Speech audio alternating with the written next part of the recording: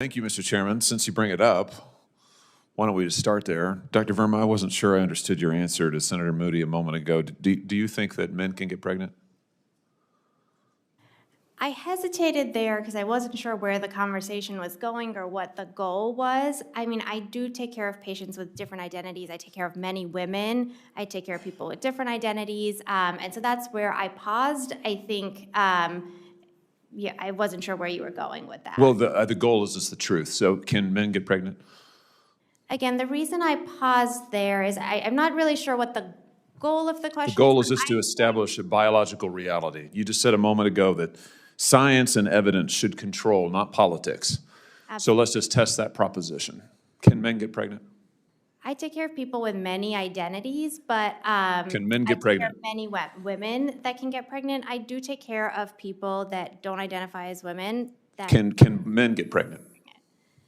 Again, as I'm saying, let me just remind you what you testified to a moment ago.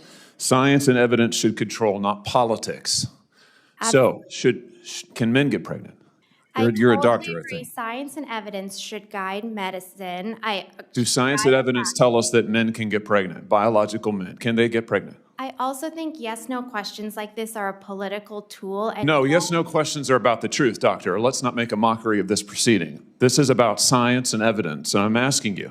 You know, the United States Supreme Court just heard arguments yesterday at great length on this question. This is not a hypothetical question. This is not theoretical. It affects real people in their real lives. And you're here as an expert, called by the other side as an expert. And you've been telling us that you follow, right, you're a doctor, and you follow the science and the evidence. So I just want to know, based on the science, can men get pregnant? That's a yes or no question. It really is, I think. I think you're trying to reduce the complexity of a lot. I'm not. I'm trying to get, it's not complex. I'm trying to get to an answer, and I'm trying to test, frankly, your veracity as a medical professional and as a scientist. Can men get pregnant? I think you're also conflating this is extraordinary. Male with no, I'm not conflating male and female. They're two different things. There's biological men and there's biological women. And I want to know, can men get pregnant? What you were talking about is biological. You're not going to answer my question. Biological males. This isn't hard, doctor. Can men get pregnant? Yes or no? Again, I would be more than happy to have a conversation with you that is not coming from a place of trying to be polarized and push. I'm not trying to be polarizing. I'm trying to ask, I think it is extraordinary that we are here in a hearing about science and about women.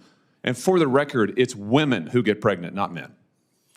We are here about the safety of women and science that shows that this abortion drug causes adverse health events in 11% of cases. That's 22 times greater than the FDA label, another fact you haven't acknowledged, and yet you won't even acknowledge the basic reality that biological men don't get pregnant. There's a difference between biological men and biological women. I don't know how we can take you seriously and your claims to be a person of science if you won't level with this on this basic issue. I thought we were past all of this, frankly. I can't believe we're still here talking about this.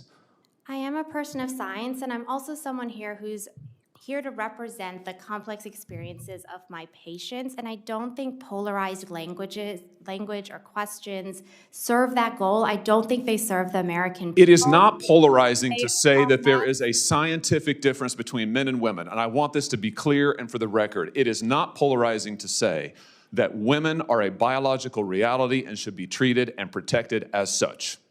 That is not polarizing, that is truth. It is also, by the way, the United States Constitution, which offers unique protections to women in a variety of circumstances as women. And your refusal to recognize women as women and men as men is deeply corrosive to science, to public trust, and yes, to constitutional protections for women as women. And I think it's extraordinary that you would sit here and advance a political agenda that has been thoroughly discredited and rejected by the American people in this forum.